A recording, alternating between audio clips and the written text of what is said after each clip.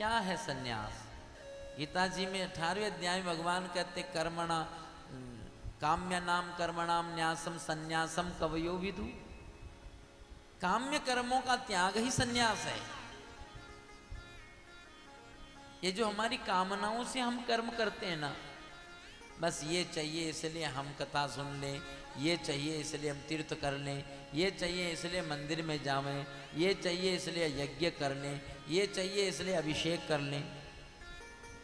ये जो हमारे कामना रूपी जो कर्म है, जिससे हम लोग कर्म तो कर रहे हैं पर कामनाओं के लिए कर रहे हैं, ये कामनाएं मिट जाती हैं। कर्म तो होते हैं पर कामनाएं मिट जाती हैं, उसी का नाम तो सन्यास है।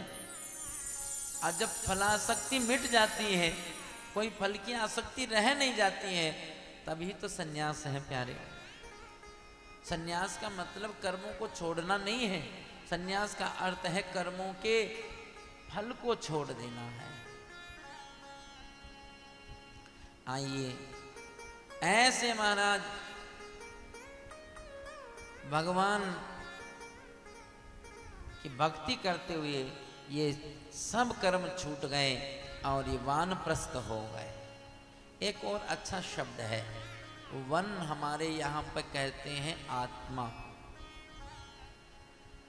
उपनिषद में वन आत्मा को कहा है। एक व्यक्ति बोला, बच्चों को ले गए वन विहार के कार्यक्रम में। अब वन विहार करना, आज बच्चों आपको वन दिखाएंगे, दिखाओ। अब ले गए, अब वन में ले गए तो उनको कहा कि ये देखो वन। तो उन्होंने पूछे कि कहाँ है वन? बोले जिस पेड़ के हाथ लगाए, तो बच्चे कहें ये तो आम का पेड़ है, तो नीम का पेड़, बबूल का पेड़, वन कहाँ है? बोले सारा ही वन है, ये सारा वन है, इसमें सारे पेड़, ये सारा ही वन है। वन माने आत्मा, और आत्म अनुभूति हो जाना, आत्मबोध हो जाना, ये है वानप्रस्थ। अब तक हम देह में देहाभिमान करके जीते हैं, समझे कि नहीं बात? देहाभिमाने चिरम बंधोसि तब पुत्रकः ज्ञान खंडगेन तनिष्कृत सुखी भव। अष्टावक्र बोलते हैं, हे जनक, यही तुम्हारा बंधन है, मैं देह हूं। ये देह के अभिमान को लेकर के, सारा अभिमान तो देह से ही तो है। मैं अमुक नाम वाला, अमुक जाति वाला, अमुक कुल वाला, अमुक पद वाला, अमुक धन वाला, अमुक घर वाला। कितने अभिमान हम लोगों ने आरोपित कर रखे हैं अपने पर। और ये सभी अभिमान जब निवृत्त हो जाते हैं, कब? जब आप आत्मा अभिमान में अपने स्वरूप का बोध करते हैं, मैं शुद्ध बुद्ध नित्य मुक्त निरंजन चैतन्य चिन्मय आत्मा हूं। आत्मबोध होते ही सभी अभिमान निवृत्त हो जाते हैं। और महाराज जब गृहस्थ में होता तो उसको बहुत सारे अभिमान में रहना पड़ता है, चाह करके भी, नहीं चाह करके रहना पड़ता है कि नहीं? नाम भी, कुल भी, जाति गोत्र सब कुछ। और जैसे ही वानप्रस्थ में आए, ये सब मिट गए। अब कोई किसी प्रकार का कोई अभिमान नहीं रह गया, सारे अभिमान मिट गए। तब आप केवल एक उस परमात्मा के, उसी आत्म स्वरूप के अभिमान में मानो मैं वह सिर्फ आत्मा हूं। ये आत्मबोध हो जाता है, इसी को कहते हैं वानप्रस्थ। प्रयास करो, अभ्यास करो वानप्रस्थ में। और जब अभ्यास हो जाए, और जिस समय आप उस शुद्ध बुद्ध नित्य मुक्त निरंजन चैतन्य आत्मा को सत्स्वरूप में जब ठहर जाओ, सच्चिदानंद में जब आप प्रतिष्ठित हो जाओ, तब आप संन्यास्त हो। संन्यास हो गया। आत्मा वास्यमिदं विश्वं यत्किंचित् जगत्यां जगत् तेन क्वथेन वुंजिता मां गृधकस्य स्विधनम। इसमें एक बहुत अच्छी बात याद आई मेरे को कि मां गृधकस्य स्विधनम, फिर बाद में छोड़ दो तो फिर पीछे मत पड़ो, वापस मत पकड़ो। एक बार छूट गया, फिर पीछे मत मुड़ो। पीछे मुड़ मुड़ करके फिर वापस उसी में। कई कई लोग हमें बोले, महाराज वृंदावन में हमें कोई फ्लैट दिला दो, हमारा कमरा बनवा दो हमारा। अब हमारे आश्रम में कमरे बनेंगे, अब ऊपर 15-16 कमरे बनेंगे, जिन्होंने बनाना बना लो। तो वो बोले कि महाराज कोई फ्लैट मिल जाए, कोई कमरा मिल जाए। तो हम बोले कि मिल जाएगा। एक पंजाब से एक दोनों जने थे, दोनों रिटायर्ड हो गए। वो बोले फ्लैट दिलाओ। अब उनको फ्लैट दिलाया तो वो फ्लैट वहाँ पर बहुत लोगों ने ले रखा। हमारे आश्रम के सामने 30 फ्लैट है।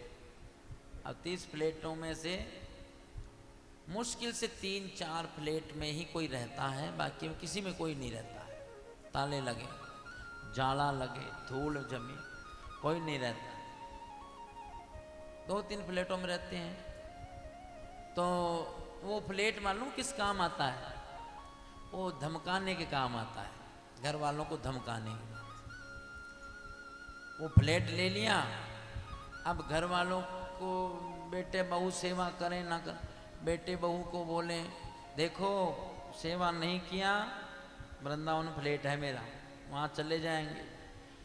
बेटे बहू सेवा करते हैं कि चले ही ना जाए वहाँ, तो सेवा करने लग जाते हैं। वो फ्लैट कभी खुलता ही नहीं है, वो सिर्फ धमकाने के काम आता है। अरे लिया है तो वहाँ पर रहो, भजन करो, ठाकुर जी का भजन करो, परिक्रमा करो, बिहारी जी के दर्शन करो। पर वो नहीं होगा, सिर्फ वहाँ पर तो धूल जमती है, वहाँ कह देते हैं कि बस हमको तो फ्लैट ले लिया। मां गृधकस्य स्विधनम, एक बार वानप्रस्थ हो, माने छोड़ो, छूट जाए, भजन करो। अपने अंतस प्रेरणा देखना है तो ये न सोचना कि बाबा जी पता नहीं घर छुड़ा देंगे हमारा। ये है अपने प्रेरणा, आत्म प्रेरणा से विचार होना चाहिए।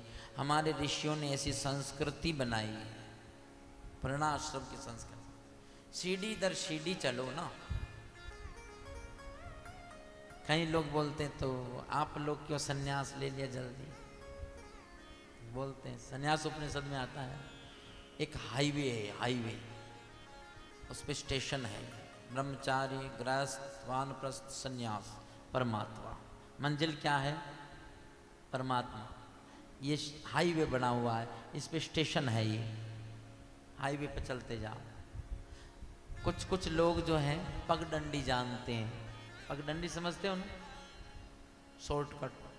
शॉर्टकट पगडंडी भी जानते हैं। तो ब्रह्मचार्य से सीधी पगडंडी, सीधी परमात्मा तक, सन्यास तक की परंपरा, ये पगडंडी है। ब्रह्मचार्य आश्रम से सीधा सन्यास भी हो सकता। किसी किसी को ब्रह्मचार्य आश्रम में ज्ञान हो जाए कि ये संसार मिथ्या है, ज्ञान हो जाए तो छूट जाए तो सन्यास की तरफ जा सकता है। नहीं होवे तो गृहस्थ में जाओ, गृहस्थ के कर्तव्य कर्म करो, फिर वानप्रस्थ में जाओ, फिर सन्यास में जाओ, भगवत प्राप्ति तक पहुंच जाओ। ये ऐसी ऋषियों की का अनुसंधान है। बड़ा सुंदर रास्ता बनाया है। ऐसे महाराज ये वानप्रस्थ में ये मंत्र जप रहे हैं, आत्मवास्यमिदं विश्वम, सब आत्मा ही है, सब मेरा ही स्वरूप है, सब उस परमात्मा का ही स्वरूप है।